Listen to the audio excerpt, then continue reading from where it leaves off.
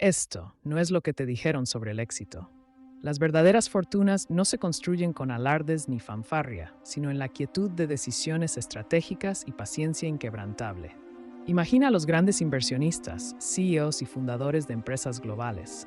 No los ves bajo los focos, sino en oficinas silenciosas, analizando datos, estudiando mercados y tomando decisiones calculadas. Como el ajedrecista que anticipa jugadas, ellos planifican a largo plazo, moviendo sus piezas con precisión. Sus manos firmes sostienen informes financieros, sus ojos se fijan en gráficos y tendencias, siempre buscando la próxima jugada maestra.